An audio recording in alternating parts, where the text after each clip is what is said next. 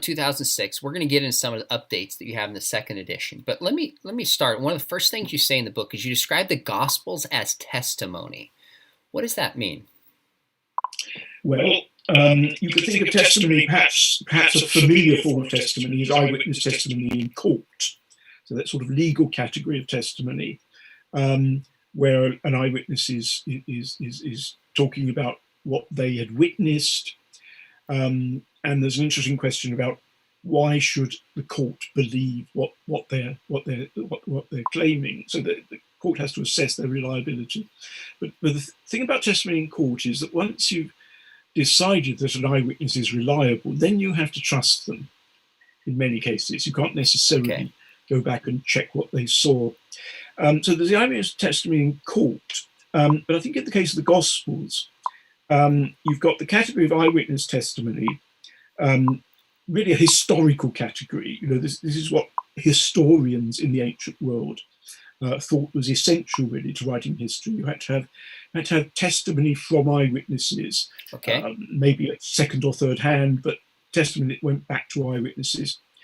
But the other thing about a testimony is it can have this more sort of faith kind of meaning, which is that you're testifying to something that you want to tell people because you think it's really important. So the eyewitness in court may not have thought that was important at all, but he's called on to do it. But if you write something like a gospel, it's because what you witnessed has had such an effect on you that you want to communicate it. So there's also the element of testifying to what this means for you. So testimony is a kind of combination of what happened and what you think it means, or how it's affected you, or what it signifies. Sort of fact and meaning go together in testimony. Now, why is this approach so radical to people? Because it seems to me when you read the Gospels in a pretty straightforward fashion, it's presenting itself as testimony in the way that you describe. And yet you say in the book that most people, many scholars, don't look at the Gospels in this fashion. Why is that not the case? Well, there's a very influential group of scholars at the beginning of the last century who were known as the form critics. And they formulated a view of how the stories of Jesus, the teachings of Jesus, how those traditions about Jesus reached the authors of the Gospels. And basically they said that these traditions, the eyewitnesses no doubt started a lot of them off. You know, the eyewitnesses were the first people to tell stories about Jesus, but then they passed through a long chain of communication. They were passed on in the early Christian communities, and so when they reached the Gospel writers, they had gone through this long sort of chain of tradition, of transmission, and of course. What's crucial then is, can we rely on material that is so sort of distant from the eyewitnesses? It's gone through many ears and mouths, you know. And there are, I mean, scholars understood this differently. There's some scholars who thought that, you know, the tradition preserved things pretty well, so the Gospels are reliable. But there's obviously scope also for saying that actually the early Christian communities they weren't terribly interested in passing on what was actually true. They were interested in meaning and the relevance of it, and they just made stuff up if it suited the religious purposes they had.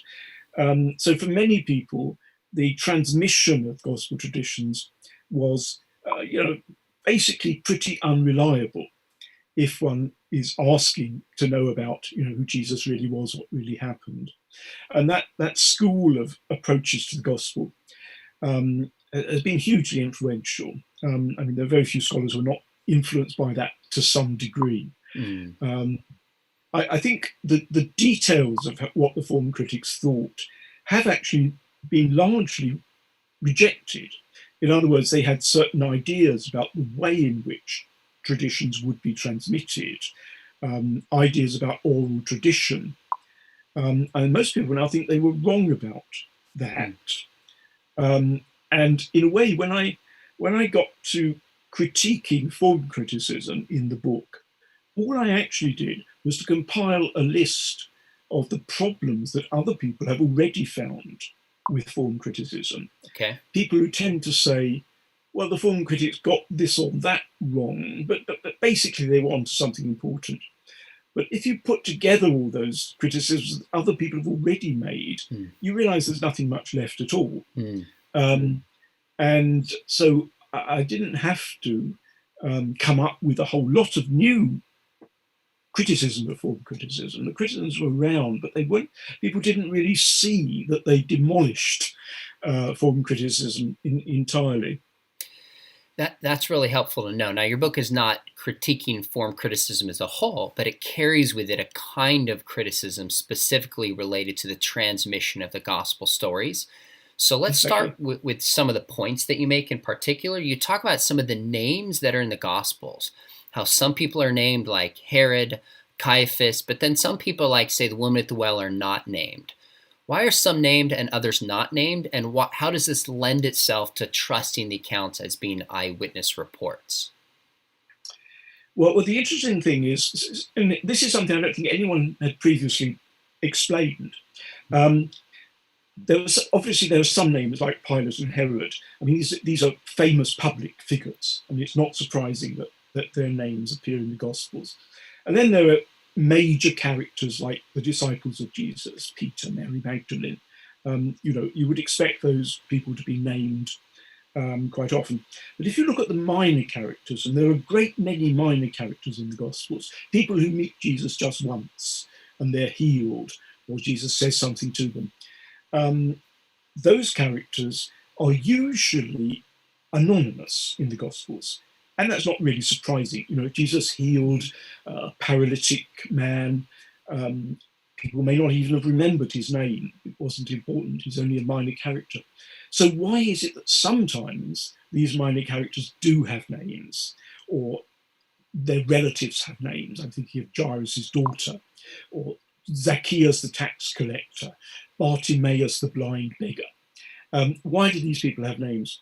And the answer that I think is fairly convincing is that these stories were originally told by that named person. So that the name of the person who was healed or met Jesus, as it were, came with the story. And when Mark, for example, wrote the story of Bartimaeus the blind beggar, he may have heard it himself from Bartimaeus. I mean, you can imagine, Bartimaeus, we do know this, became a member of the earliest Christian community in Jerusalem. And you can imagine he just went around telling everybody his story. It's the most exciting thing that ever happened to him, transformed his life.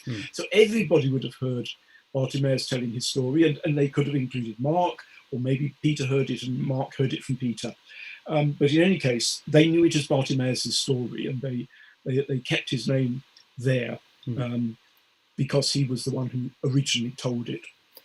So some of the stories are preserved because they trace back to the originals who would have been known in the community, but some of the people would not have been known, so their names are not preserved. How important of a component is that to the naming in the New Testament?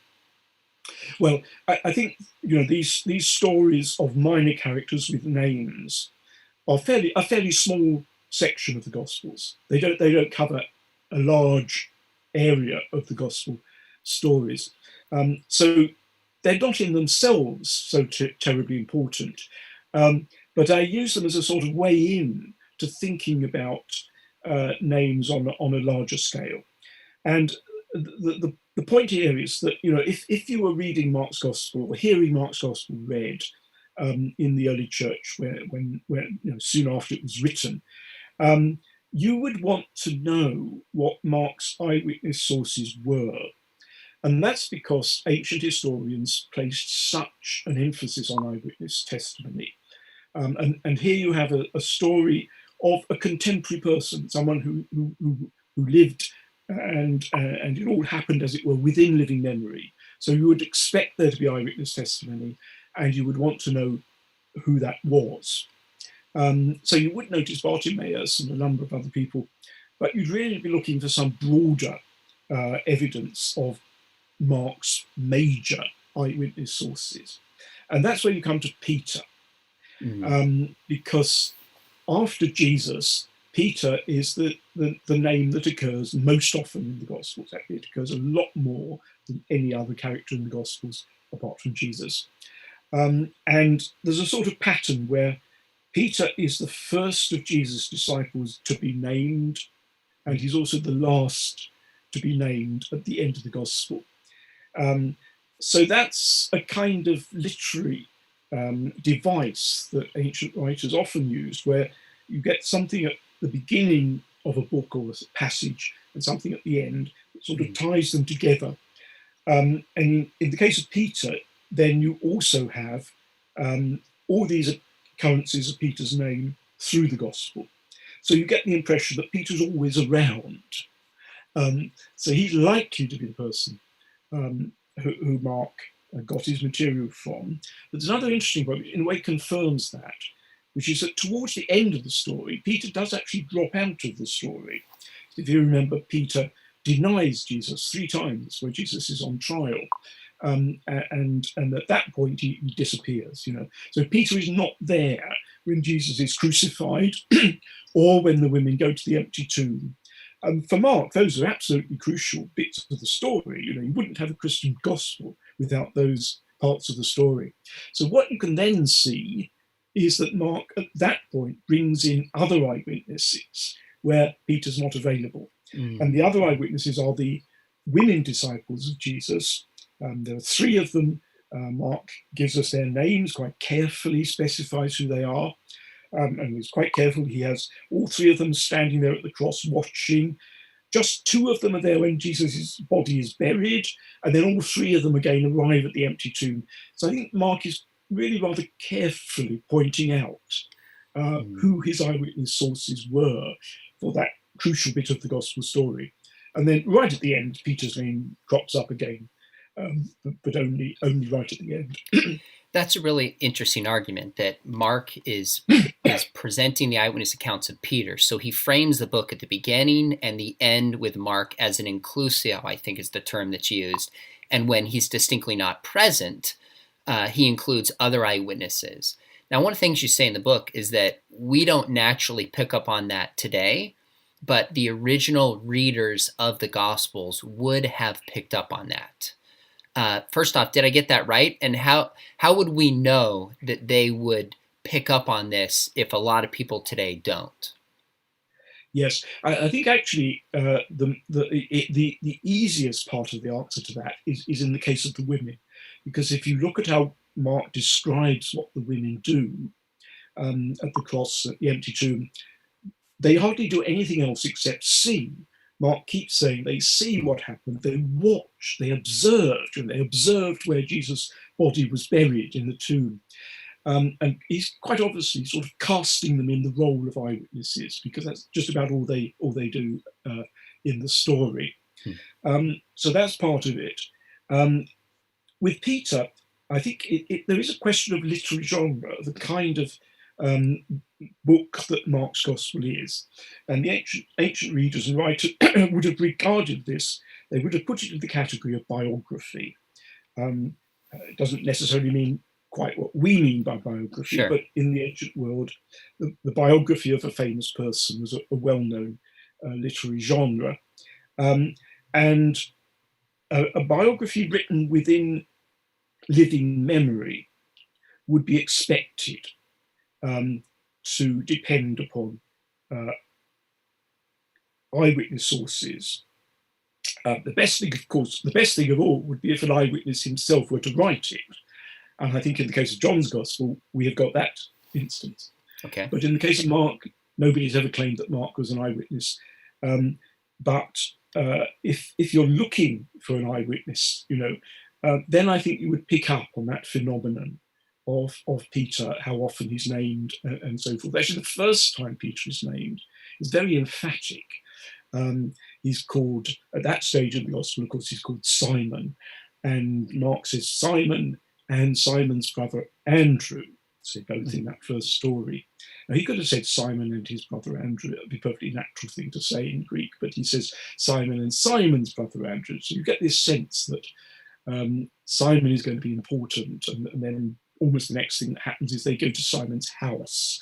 So Peter just has the kind of role, and he's there all the time, except at those final episodes. So, if you're thinking, who's there? Who's there when Jesus stills the storm? Who's there when he heals so-and-so? Peter's always there. For those of you just joining us, we're here with Dr. Richard Bauckham talking about his book, Jesus and the Eyewitnesses.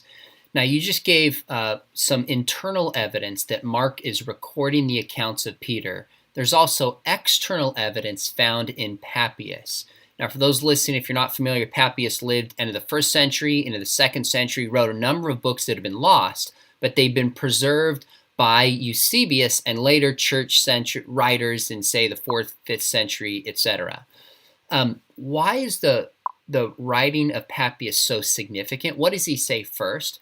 And why is that so significant for understanding Mark behind Peter and viewing the Gospels as eyewitness accounts? Yeah, I think Papius is important because, in the first place, because he's the first evidence we have from outside the New Testament, from outside the Gospels themselves, of what people thought about it. The first person who talks about the Gospels and their authors. So it's early and potentially very interesting evidence. Papias was in a good position to know what he was talking about, because Papias himself collected gospel traditions from eyewitnesses, or mostly he wasn't in a position to meet the eyewitnesses, but he second or third hand from the eyewitnesses. He was making his own collection about the time when some of the Gospels were being written in the later decades of the 1st century. Sadly, his book has been lost. But he knew what was going on in that crucial period when the Gospels were being written.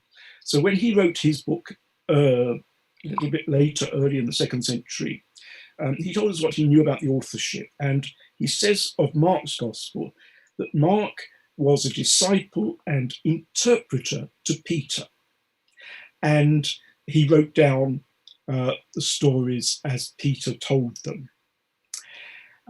He's actually being a little bit defensive about Mark's Gospel because he doesn't think that the order in which Mark wrote the stories was always the order in which they happened. But he says, of course, Peter didn't tell them in order. He just told one or two of them at a time. And so Mark can't be blamed for not having got them in the right order. I think actually most people now, if you look at the Gospels, compare the Gospels, you see there are differences in order, and you realise that when Mark's telling a group of miracle stories, he doesn't necessarily know in what order they happened, and it doesn't matter. But Papias is being careful to explain that by telling us that Mark got them from Peter.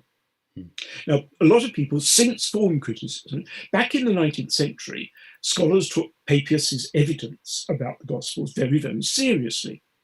But in the wake of form criticism, people said, well, he must have got it wrong, because that's not how things happened. The Gospel traditions were not passed on in that way. So Mark sort of got discredited, and for a long Papias, got discredited, and for a long time people said, well, Papias said that, but why should we believe Papias? But I think what I've been arguing about the role of Peter within the Gospel, the internal evidence of the Gospel, marries very neatly with the external evidence from Papias, which is the earliest evidence we have outside the Gospels. So if we're going to say, what is it that Papias contributes to how we view the transmission of the Gospels between when the events happened and when they were written down? What key does that connect that's so often missing in these discussions? The other thing that Papias does, in the fragments we've got, he does a couple of things. And one is to talk about the Gospels themselves. The other thing is to tell us about the way he was collecting gospel traditions in probably around 80 in the 1st century. The eyewitnesses really matter to him. So he tells us, he appears not to, he lived in a place called Hierapolis, which is in modern Turkey, kind of quite close to a major route. So plenty of people passed by or dropped in. Early Christians, when they travelled, they always made themselves known to the local Christian community. So imagine lots of people visited Hierapolis and Papius was able to talk to them. He doesn't seem to have travelled much himself. But he says when people came by who had been in conversation with people who had known one or more of the disciples of Jesus, then he would ask them what they were saying. In other words, he would ask them what Andrew was saying or what Philip was saying, specific named disciples of Jesus. So what he valued was traditions that he could trace to a disciple of Jesus, named disciple of Jesus, one or two removes by the time it got to him. There were also in Papias' time, but by that time, of course, most of Jesus' disciples had died. But there were a couple of former disciples of Jesus, not famous ones. They're not among the 12 apostles or well known in the Gospels, but there were two of them who were living, actually still alive in old age, probably in Ephesus and Smyrna on the coast of Asia Minor. So Papias got a lot of information from those still living witnesses. He makes a great point of that because they were his particular really good source, still living witnesses. So if you extrapolate back a bit to when, for example, Mark was writing, at that time there would certainly have been still living witnesses around. So he would have put most value on those, on the possibility. The other thing to remember, of course, is that there were lots and lots of eyewitnesses. When Paul lists the people who saw Jesus after the resurrection, at one point he says 500 believers saw Jesus all at one time. He talks about all the apostles being more than the 12. So there were actually lots and lots of eyewitnesses, and they would have been well known in the early church. They travelled around the way Peter did, for example. And so if you're going to write a gospel, wouldn't you actually go and talk to these people? It would be the obvious thing to do.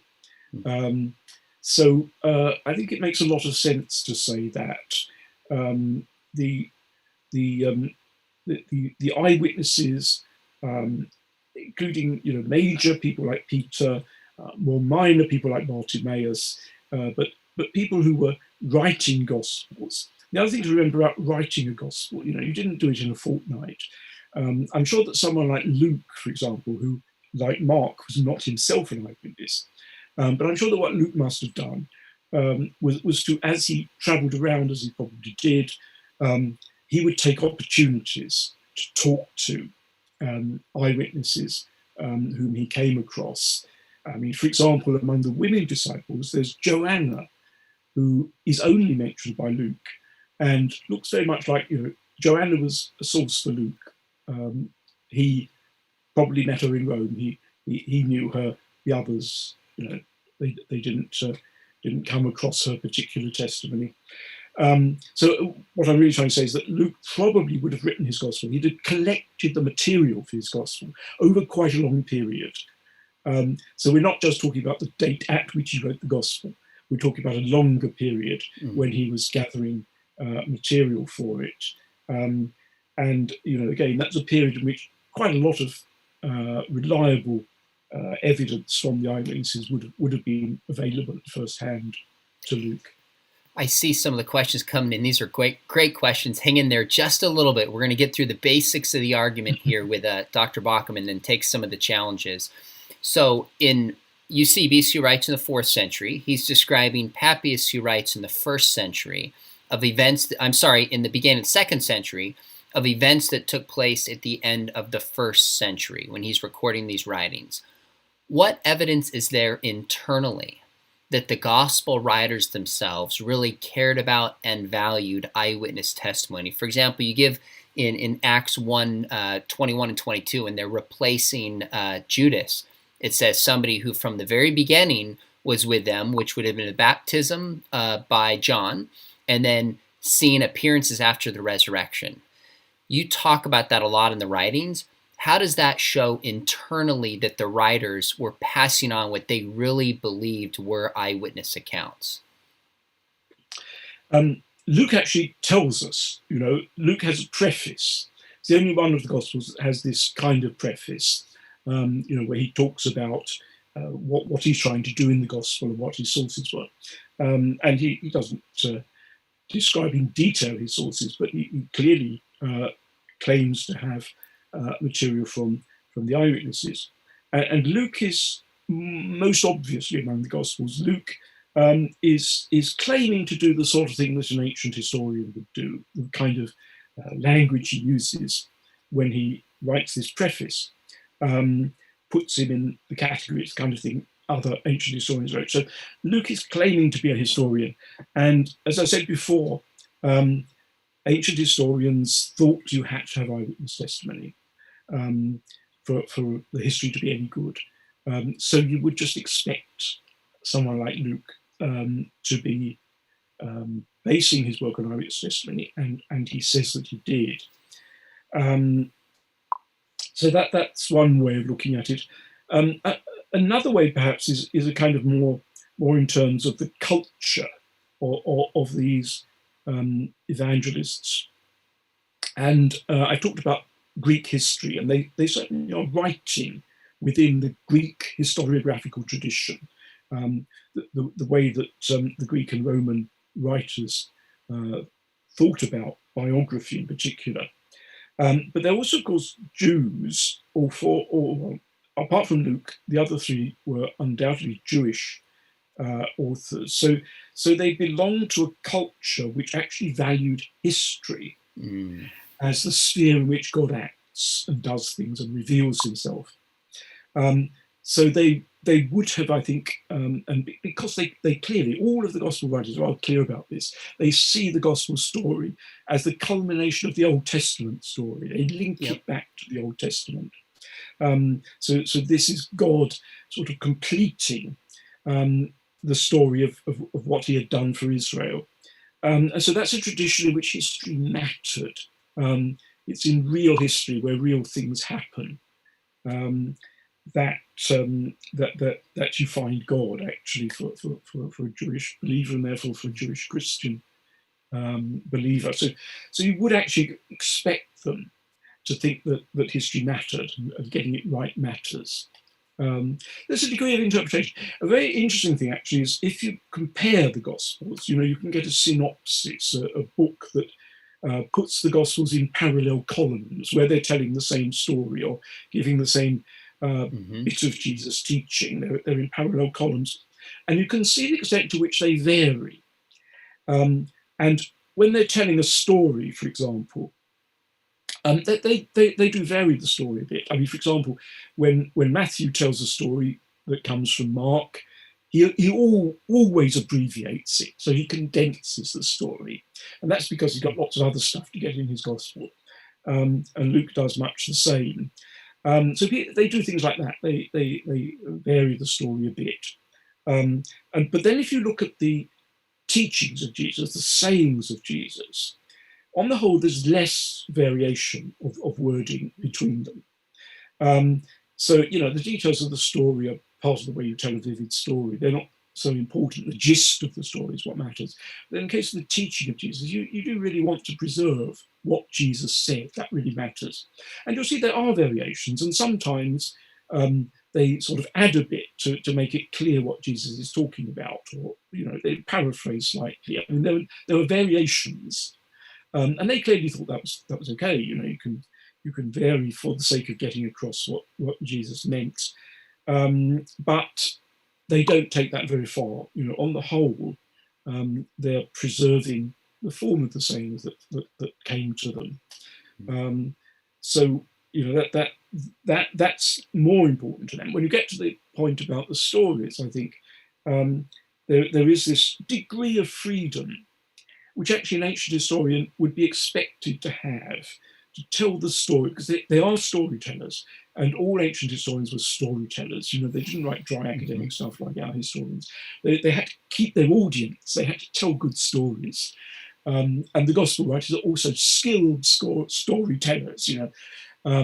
Take one of Mark's stories, and we're so used to them we don't notice it, but actually, they're always very brief by by our standards. They're very brief, but they're very effectively told, So they're skilled storytellers. And they take a bit of freedom in actually the way they tell the story, what they emphasize, and so on. But the gist is the same. I think that's the key point. The gist of the story is what they clearly mean to preserve. One of the big questions that comes up in these conversations is whether or not the Gospels are anonymous. And as far as I understand, we have the Gospel according to Matthew and Luke show up about the turn of the 3rd century, about AD 200. How do we know earlier than that they're actually tied at least to the writers Matthew, Mark, Luke, and John, and they're not just anonymous documents being passed around? Oh, well, I mean, you're talking there about Gospel manuscripts of the Gospels. Obviously, you need a complete manuscript. You've got fragments of Gospels from earlier than that, but we need a complete manuscript to have the title in them. That's perfectly true. But then, of course, we have got people like Papius and some other writers in the 2nd century who tell us about the Gospels and give us their names. Interesting enough, Papius talked about Mark's Gospel as having originated from Peter. A bit later in the 2nd century, Christian writer Justin talks about Peter's memoirs. So he clearly knew he must be referring to Mark, I think, but he liked to think of it as Peter's memoirs. So you've got some other bits of testimony. But the other thing about the Gospels is, well, the case of Luke's Gospel I think is particularly interesting because Luke's preface is addressed to a man called Theophilus. He's dedicating his book to this probably rather important person. So by dedicating his book to that person, its way of getting it known, probably Theophilus would have had a party and invited people and read chunks of the book to introduce it to them. So it's a kind of a way of getting the book published in a way, because they didn't have publishers like we do. But you can't imagine that going to Theophilus anonymously. Theophilus must have known who this person was who was dedicating his book to him. So certainly in the case of Luke, I think it's inconceivable that Luke's name was not from the beginning attached to his gospel. The other thing about the Gospels, you imagine the Gospels circulating as they did from an early date around the Christian communities. As the first Gospel that reached a particular Christian community, they might have been able to introduce it. They would have used it in worship services and had a reading from the Gospel, they might have said. But as soon as they got 2 Gospels, as soon as there's Mark and also Luke and also Matthew, as soon as there's more than one Gospel, you've got to have a way of distinguishing them. And that's where they just had to call them. We've no evidence they ever distinguished them in any other way. They called them according to Mark, according to Luke, and so on. So I think that's good evidence that they went, that the names were attached to the Gospels. If you go further back, actually, as soon as a Gospel arrived in a particular Christian community, and you can imagine what would have happened with Mark's Gospel. The Church of Rome, if it was written there, would have had some copies made and send them out to other major churches, and they would maybe have copies made for other churches, and people traveling through would make a copy of the Gospel. But people would actually want to know who wrote this. They wouldn't really have been content with an anonymous work. So the first people who got it would really want to know who sent it and who wrote it. Just one other point to make is that the sense in which the Gospels are anonymous is that their authors are not named within the text. They're only named in the title when we have the title. But actually that's true for a huge amount of ancient literature. All sorts of famous writers in the ancient world do not name themselves within their text. We only know they wrote them because of the title that was attached to them. So the Gospels are no different in that respect. That's really interesting. So essentially there's a whole line of evidence from the early church fathers referring to one gospel versus another, certain internal evidences, the fact that Luke writes his gospel to Theophilus, who would have been known, and they would have asked who is writing this. to it being common in the culture at that time of other ancient writings, the claim that they're purely anonymous seems to be overstated. That's really helpful. Now, one question that I do have is when it comes to the memory of the people who wrote these down. There's been a lot of challenges recently saying we can't trust memory. It changes, people interpret it. And if these are written minimally 40 to 70 years later, their memories would have changed. Why should we trust these writings written so much later when we have good reason to question the reliability of memory in the first place? Well, the really the real advantage we actually have is that a great deal of psychological research has been done on memory, and there's a huge body of literature. When I wrote the book, I did a chapter on this, and I read a whole lot of the current writing about psychology and summarized the findings. And what is interesting is that, of course, memory is not always reliable. We all know that in experience. It's worth actually thinking about our experience. When you think about experience, you rely on memory a great deal, and usually it serves you well. Sometimes it doesn't. It can go wrong. But what the psychological studies do is they give you some criteria, as it were. What sorts of things do people remember well? And under what circumstances do they remember things well? Now, one of the points about under what circumstances is that suppose you tell a story of what happened to you 40 years ago. In my case, I know you can't go back 40 years, but I can. 40 years ago, if you have been telling that story on and off, right through that period, what actually happens is that the story takes a fairly fixed form the first time you tell it, or within the first few times you tell it, and it stays in that form. So long as you're repeating the story, it stays much the same. If, however, you've forgotten all about that, you don't bother remembering it, and 40 years later you're asked to remember it, then of course your memory can be quite difficult to retrieve and may not be at all reliable. But the gospel stories, one cannot, we know that if an eyewitness told a story about Jesus, they would have gone on telling it. It would have become their sort of repertoire of stories about Jesus. So that's one aspect.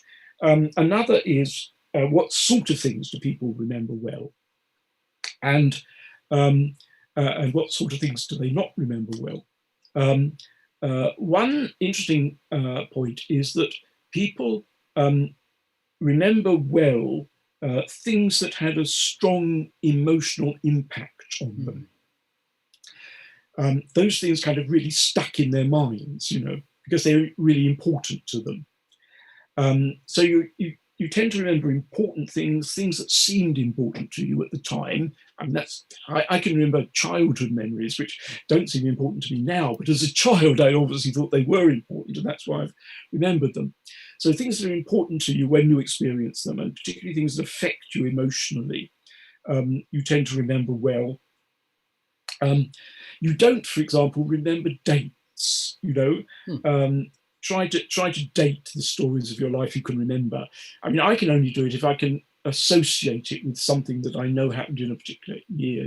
Obviously it happened on your birthday or something, you remember the date, but mostly actually we don't remember dates, and people get those things mixed up. Actually, it's quite easy to get the things that happened to you in the past in the wrong order at the wrong point in time.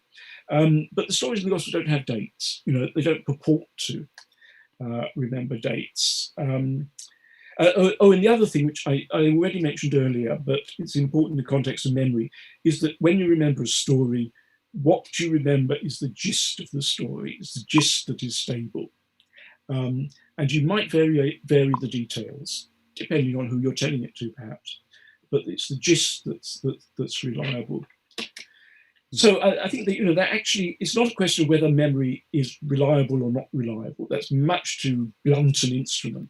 Too It's simple. a question of what makes memories reliable, when are they reliable, under which circumstances, what sort of things. You've got to, as it were, apply those tests. I think when you apply those tests, the sort of material we got in the gospel really passes those tests quite well as being likely to be reliable. That's really helpful. What are some of the things that Jesus did that would encourage his listeners to be able to remember his teachings decades later?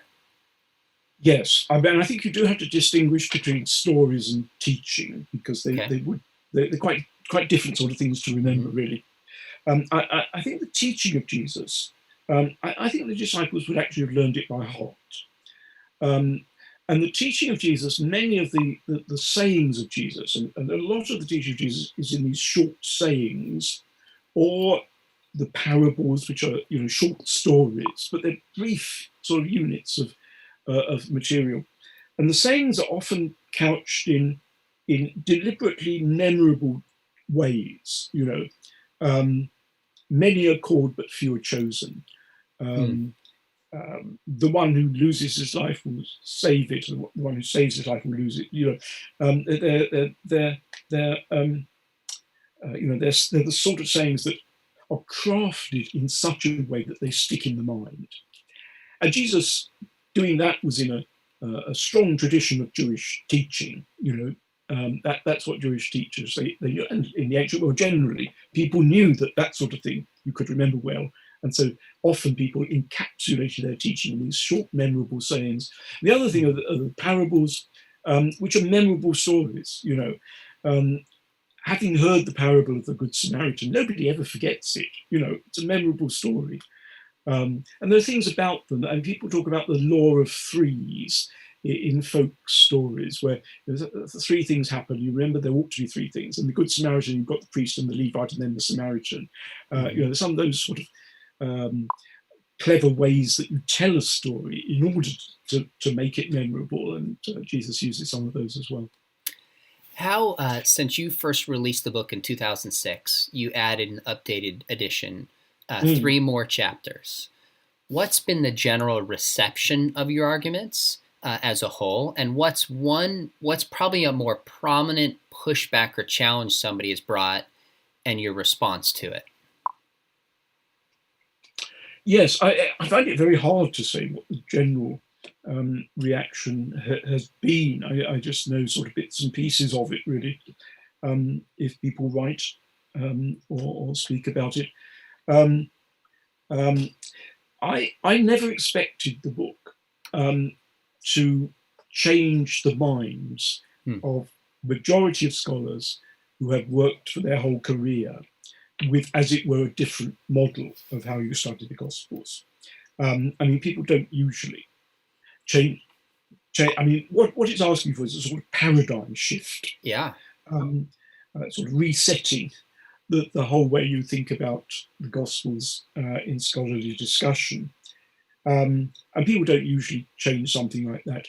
And if you work with a particular model of how to do something all through, it's sort of it's self-confirming. You think it's right because it seems to work for you. What was really striking and encouraging was when just a few of those senior scholars did say, "We think you've got this right," or "We think you've." Actually, everybody, more or less every reviewer said, "This is an important book that everybody ought to take into account." Whether or not they thought I was right, they saw that it was an important argument. My general impression is that the book has gone down much better with younger scholars than with more senior scholars, which is just what you would expect in a book like that. Sure. But I expect it to be a controversial book. And it's also a book, when you propose a paradigm shift, people really shouldn't swallow it whole too quickly, too easily. It ought to be tested, and people ought to offer criticisms and so forth to see if it stands up to criticism. So some of the things I tried to deal with in the second edition, which has 3 extra chapters on top of the first edition, So nobody should be tempted to buy a cheap copy of the first edition. You need the second edition. Exactly. One of them was the point about the inclusio, what I call the inclusio, where in the case of Mark, you've got the reference to Peter at the beginning, reference to Peter at the end. And I did in the first edition produce some parallels to that literary device in other biographies written by other Greek or Roman writers. People pointed out, fairly enough, that the examples I gave were of later writings later than the Gospels. I still think that sort of evidence can be significant. But in the second edition, I've actually done a fair bit more work on finding parallels to that, and also perhaps most interesting actually are the parallels to the idea of naming a witness, a minor character witness, somebody who testifies to just one event or something like that. And I think there's some very, very plausible cases where other ancient historians are doing that. They name a character where there's no particular reason to give the name, and if you look carefully at the context, you can see it's because they want to cite that person as their authority for telling this story. I suspect there are some of these things, you see, nobody's ever gone through ancient historical writing to see whether people are doing that. So those things are there to be discovered, and I can't fall back on other people who've studied this and Wow. and found this. But there are some, I think, pretty convincing examples of that in the second edition. The other kinds of criticism, like the issue about memory that you've mentioned, Sean, there's also, some people say, well, suppose you do establish that the Gospels are pretty closely based on eyewitness testimony. How do we know that the testimony is reliable? Eyewitnesses aren't necessarily the best witnesses. I actually think that's wrong. I think that in normal circumstances, eyewitnesses are in a position to know better than anyone else what happened. There may be special circumstances where that's not the case, but usually faced with a lot of people claiming to know things about something, you would think that eyewitnesses were the best placed to tell you. Now, it doesn't mean that eyewitnesses are infallible, that they never get anything wrong. Sure. Of course it doesn't mean that. But it does mean that you're likely to be closer to source if you're in touch with eyewitnesses. Now, there is the issue of maybe the eyewitnesses themselves just made all this stuff up. How do we know that that they were being truthful about it? Or how do we know that the gospel writers, I mean, maybe, you see, Mark never met Peter, but he wrote his gospel to look as though Peter were his main eyewitness. In other words, it's Mark's way of asking people to believe him, but it's not actually true. And we do know there were bad historians in the ancient world who made up their eyewitness sources, so that's in itself quite credible. Now, what this requires is a quite different kind of argument and study. How do we know that these accounts which claim to be eyewitness sources are plausibly really eyewitness sources, you see? Now, I think one of the best ways to do that is to look at what the Gospels tell us about the historical context in which they claim to be telling, in which the events they tell us about are claimed to be happening. In other words, what do the Gospels incidentally reveal about their context, which is supposed to be Jewish Palestine before the year 70? That's crucial because lots of things happened after the fall of Jerusalem in 70. So do the Gospels plausibly portray the world of first century Palestinian Judaism before 70? Mm-hmm. And I think that The answer to that is yes. That a lot of the things they tell us, I mean, just things they're not particularly interested in telling us. They talk about the Pharisees, the Sadducees, the Herodians, so we know who the religious parties were, sort of things Pharisees might have said. There's a lot of geographical information in the Gospels, all kinds of things that you can actually check without other information about Jewish Palestine in that period. And I think the Gospels come out of that pretty well. There's one very interesting thing about that is some people, are very concerned about whether the Gnostic Gospels, the so-called Gnostic Gospels, might be better evidence for Jesus than the Gospels in the New Testament. If you look at the Gnostic Gospels, it's very interesting that they hardly ever have any of that sort of information. There's no geographical information. I think one of the Gnostic Gospels refers once to the Mount of Olives and puts it in completely the wrong place. So they actually don't have that historical detail. And it's partly because Gnostics were not interested in it. Gnosticism is an unhistorical thing. What they were interested in was this kind of revelation from God that Jesus gave to the disciples after the resurrection.